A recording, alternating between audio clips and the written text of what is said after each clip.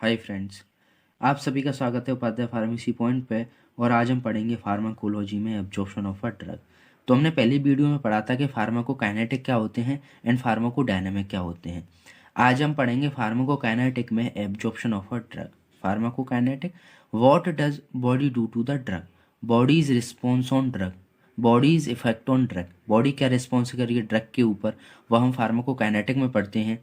Included absorption, distribution, metabolism and elimination, कैसे उसका absorption हो रहा है, कैसे डिस्ट्रीब्यूट हो रही है वो पूरे शरीर में, कैसे उसका मेटाबॉलिज्म हो रहा है और वो कैसे बाहर निकल रही है शरीर से, एलिमिनेशन कैसे हो रहा है उसका, वो सब हम पढ़ते हैं हम फार्माकोकाइनेटिक में। सबसे पहले हम पढ़ेंगे एब्जॉर्प्शन ऑफ अ ड्रग। तो जो हमारी ड्रग होती है उसकी फार्मास्यूटिकल फॉर्मुलेशन कई प्रकार की होती है, जैसे कि tablet, capsule, syrup, solution, injection.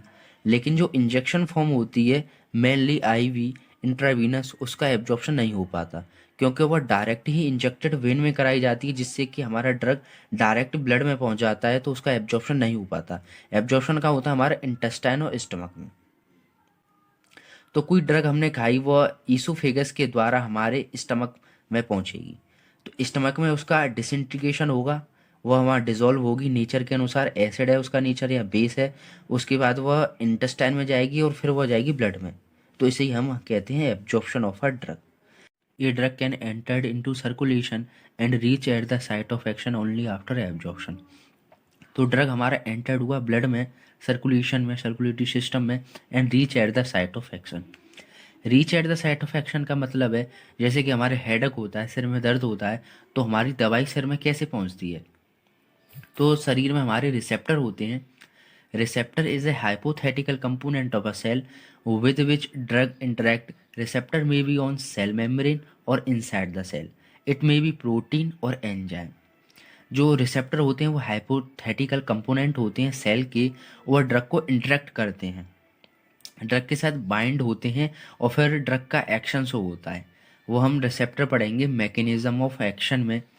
जो ड्रग होता है वो इफेक्ट तभी प्रोड्यूस करता है जब वो कंबाइंड हो जाता है एंजाइम से। रिसेप्टर एंजाइम भी हो सकते हैं और प्रोटीन भी।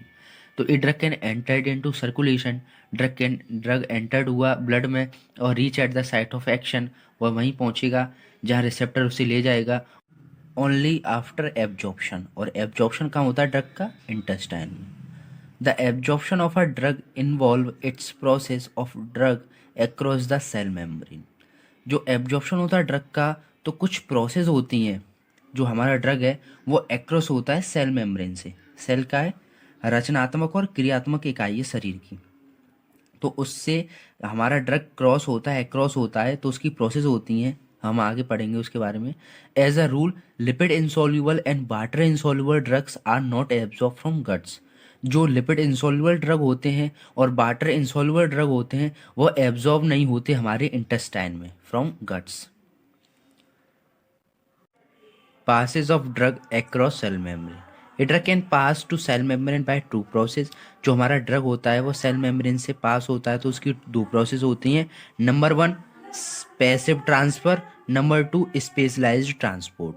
पैसिव ट्रांसफर में सिंपल डिफ्यूजन एंड फिल्ट्रेशन आता है। सेकेंड नंबर की होती है स्पेशलाइज्ड ट्रांसपोर्ट। इसमें तीन प्रोसेस होती हैं, एक्टिव ट्रांसपोर्ट, फैसिलिटेड ट्रांसपोर्ट और पिनोसाइटोसिस ट्रांसपोर्ट।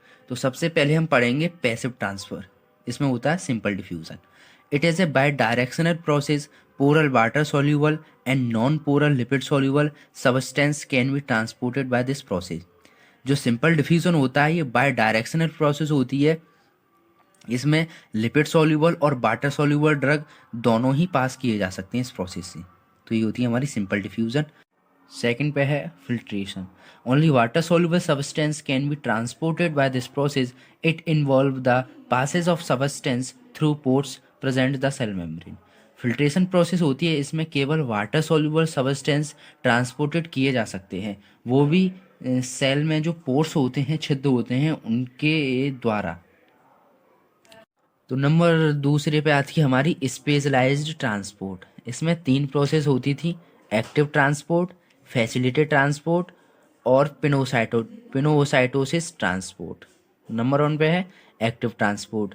तो it is a active process which required energy, also it required carrier, so it is a called as carrier transport.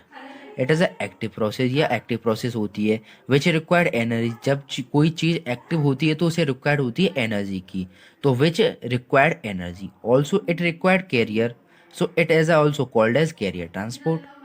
Simple सी डेफ facilitated transport, it is similar to carrier transport, यह similar होती है carrier transport की तरह और active transport, but in facilitated transport energy is not required, उसमें energy required होती थी, इसमें एनर्जी रिक्वायर्ड नहीं होती है। It is a similar to carrier transport और active transport, but in facilitated transport energy is not required. Number third पे आती है हमारी pinocytosis. Protein and macromolecules are transported by this process. It is similar to phagocytosis, where cells engulf fluid or macromolecules from surrounding. जो pinocytosis process होती है, transport process होती है, इसमें प्रोटीन एंड मैक्रोमोलिक्यूल्स ट्रांसपोर्ट किए जाते हैं इस प्रोसेस से, और यह सिमिलर होती है फैगोसाइटोसिस। तो ये फैगोसाइटोसिस क्या होती है? वेयर सेल इनगल्फ्स फ्लूइड और मैक्रोमोलिक्यूल्स फ्रॉम सराउंडिंग। तो जो फैगोसाइटोसिस है, जो हार्मफुल बैक्टीरिया होते हैं, ये सेल अपने अंदर इनगल्फ कर देती है, निगल जाती है, उसी को हम फैगोसाइटोसिस कहते हैं। आशा करते हैं आपको यह वीडियो पसंद आई होगी।